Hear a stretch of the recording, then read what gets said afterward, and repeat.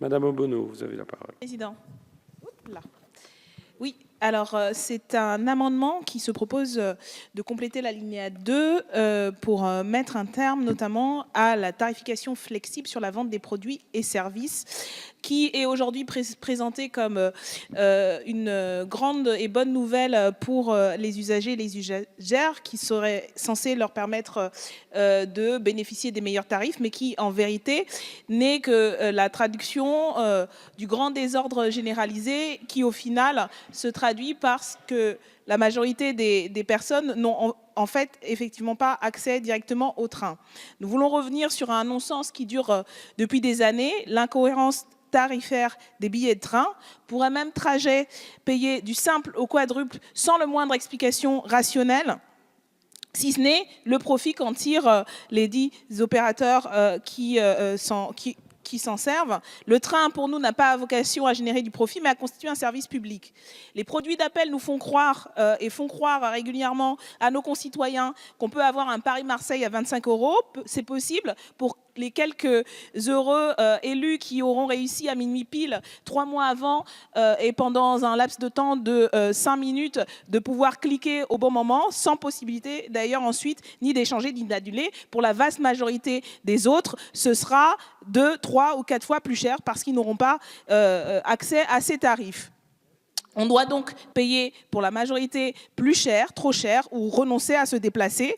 Il n'y a aucun rapport avec les kilomètres parcourus. La notion même de tarif normal a disparu. Il devient ainsi quasi impossible pour les plus modestes de prendre le train, entre la difficulté d'avoir les moyens de partir, de planifier ses congés, d'avoir un billet de train, de comprendre entre la multitude des offres comment choisir et d'avoir accès aux quelques-unes, les quelques miettes qui restent à des tarifs abordables. Du coup, celles et ceux qui peuvent se rabattent sur la voiture, moyen de transport plus long et plus polluant, générant un ensemble de problèmes, notamment en termes de bouchons.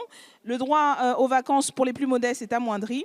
Il faut ainsi, selon nous, revenir à une grille tarifaire cohérente et compréhensible pour tous, permettant à tous et toutes de pouvoir planifier un déplacement et avoir ainsi accès effectivement au train comme un des meilleurs moyens de déplacement pour tous. Je vous remercie, Madame Obono. Monsieur le rapporteur, quel est l'avis de la commission? Merci, Monsieur le Président.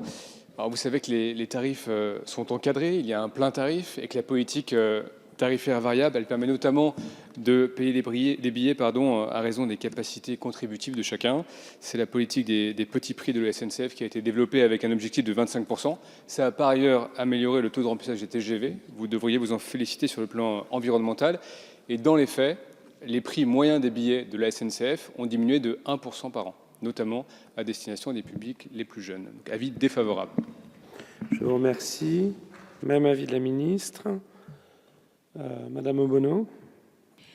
Merci, Monsieur le Président. Merci, Monsieur le rapporteur. Nous pensons que effectivement, c'est bien de pouvoir remplir les TGV. On pourrait le faire aussi, y compris avec une grille normale qui permet, pas simplement aux plus jeunes, mais quand on parle, par exemple, des multiples offres, comment des personnes qui ont difficilement accès à l'Internet, difficilement une maîtrise de l'Internet et de pouvoir jongler sur différents sites, peuvent profiter de ces quelques petites offres qui leur permettent d'aller sur des trajets à des tarifs modestes. Pour nous, il est plus simple et plus compréhensible, y compris plus égalitaire pour tous et tous, d'avoir une grille tarifaire normale parce que sinon, effectivement, comme je le disais, et vous ne me contredirez pas, une petite minorité arrive à jongler sur les différents sites et trouver ici et là un tarif, un tantinet moins cher, mais pour beaucoup, pour la majorité, parce qu'il ne reste pas de place à ces tarifs avantageux, c'est le casse-tête pour les trouver et puis au final, ce sera se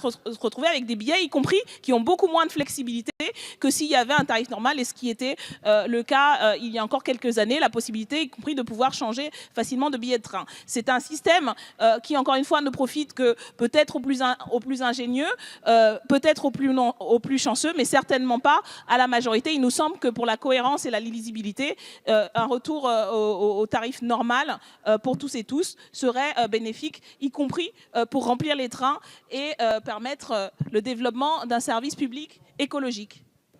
Je vous remercie.